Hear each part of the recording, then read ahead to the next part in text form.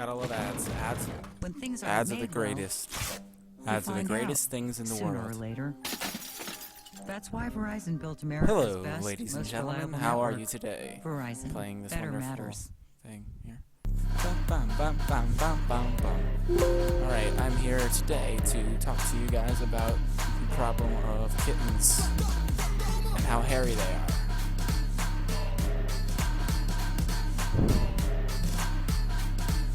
I hope you enjoy this video. Alrighty, hey there guys. It's your boy Shane. Hello. I'm Shane, and I'm here to talk to you today about the future of transportation. And I believe there's a different future of transportation than is currently occurring, I guess you'd say.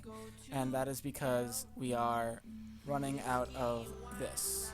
And I don't mean gas stations. It's not gas stations. It's gasoline and like oil and stuff like that. Supposedly we're, running low on that. Since we're running low on oil, we have to, start thinking of other things for transportation in the future. We gotta start, making more wells, oil rigs, and all different types of oil drilling systems and stuff.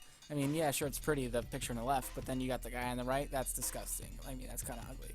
And making more oil things and, more expensive, high-tech equipment is going to cost a lot more money. Companies don't want to spend that more money, and that cost is eventually going to raise the price of gasoline, making it more of a hot commodity. I mean, it's not going to be bought as much because it's too expensive. I mean, right now gas is like $2, $3, maybe even $1 some places, and people are buying it because it's cheap and they can use it for their car. But once it starts going up to $6, $7, $10, $20 per gallon, people aren't going to want it as much. We start coming up with other ideas for, ways we can transport and stuff, and we got smart cars and electric cars, Teslas, all that good stuff. Yeah, sure, that's great and all, but it's still dirty in a sense. It's not as green as a smart car should be or an electric car should be, because the power is still coming from a coal mine or an oil mine. I mean, or not an oil mine, that doesn't exist. It comes from it comes from oil burning plants, not like plants, I mean like oil facilities that have oil and they burn it, which makes steam, which powers turbines. Oil places that burn stuff, okay, which is still not green. So what's going to be the future of transportation? What's going to happen? I mean, are we going to get like Marty McFly hoverboards? Back to the future? I doubt that. That's not going to happen. A big reason why transportation the way it is flawed, I guess, is because there's so much room for human error, like car crashes and, for example, this. Like, how do you do either of these things ever? How do you physically even do that? That's ridiculous. Like, oh, let me just pull away from this gas pump and ride on this massive, how do you even do that with a car? I couldn't do that if I tried unless I was going like 30, 40 miles an hour. And it's just ridiculous. The guy on the right here, I don't know how he did that small amount of damage. It's kind of impressive, actually. But, yeah, so there's human error, which causes accidents and could potentially, cause deaths or injuries or something of the sort. And without human error in the mix, that's why that's why they're trying to build new systems and new different types of things to make it easier for you, me, everyone to transport around without getting injured.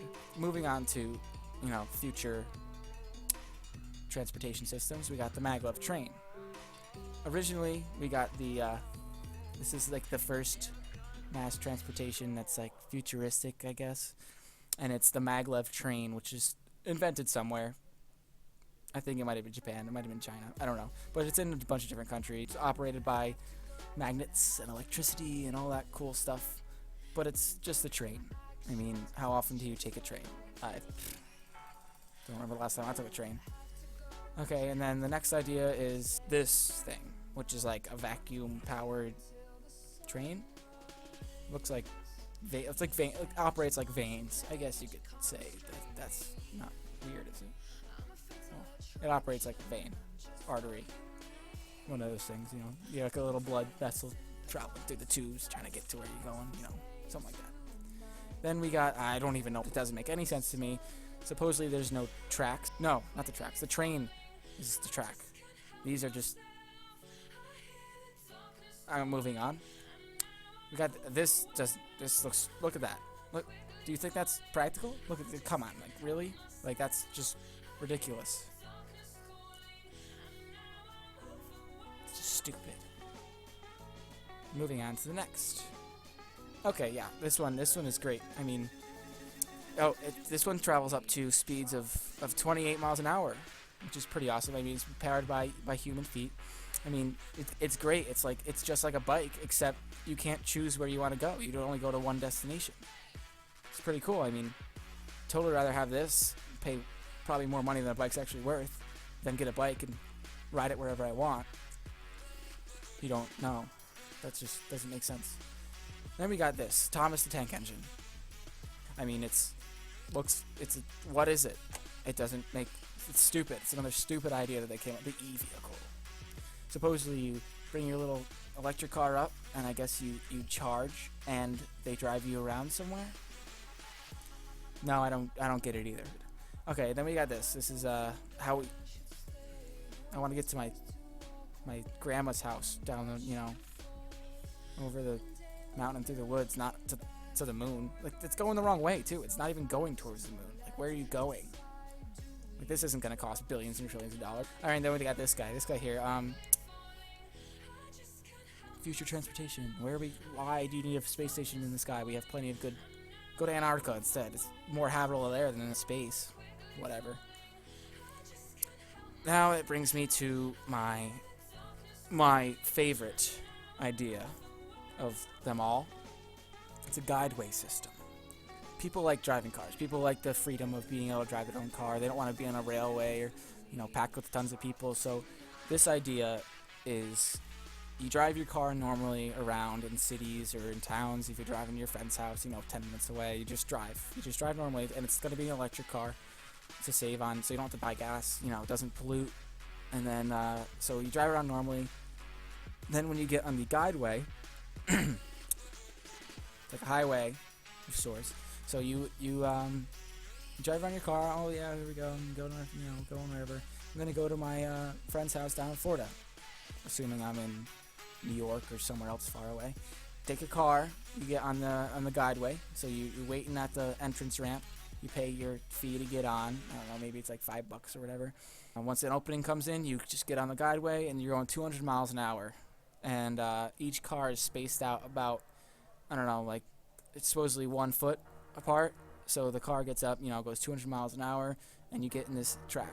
2 lanes or 1 lane of guideway at the speed it goes and at the distance between cars is as efficient as 11 lanes of highway. And I'm talking highway, 11 lanes of highway with like back-to-back traffic moving at 60 miles an hour even, which never happens. So that's how efficient these are.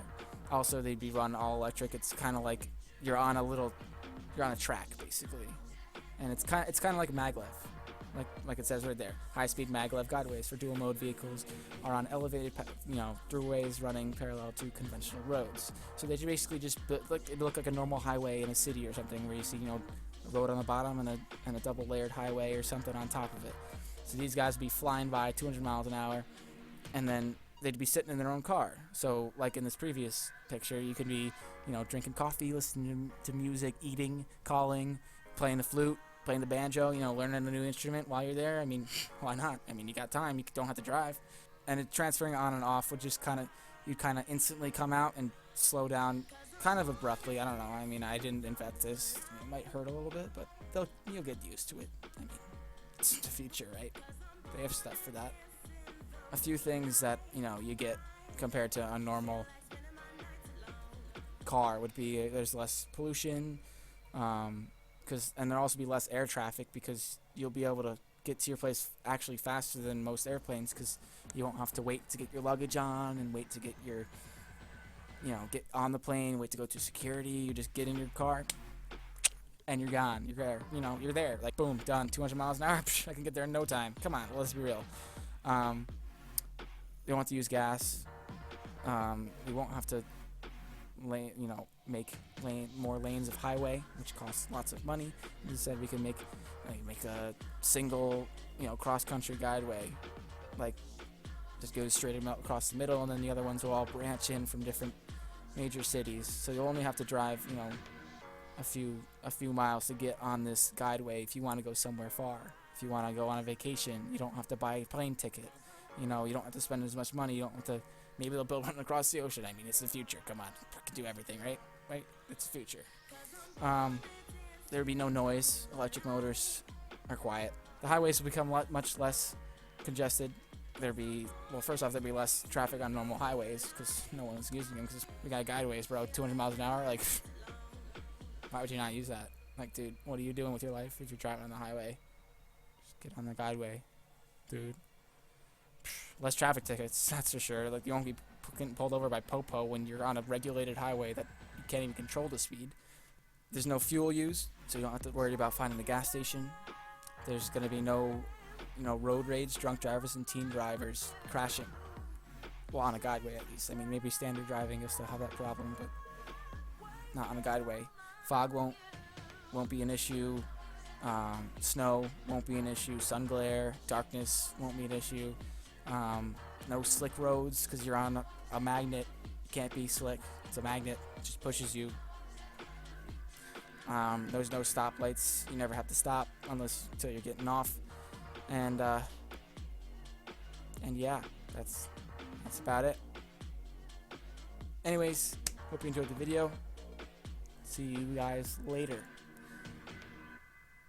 Just kidding. These are some of my sources and stuff, citations, where the pics came from, where all the goodies came from. I'll post them under the video or something like that. Okay. Peace.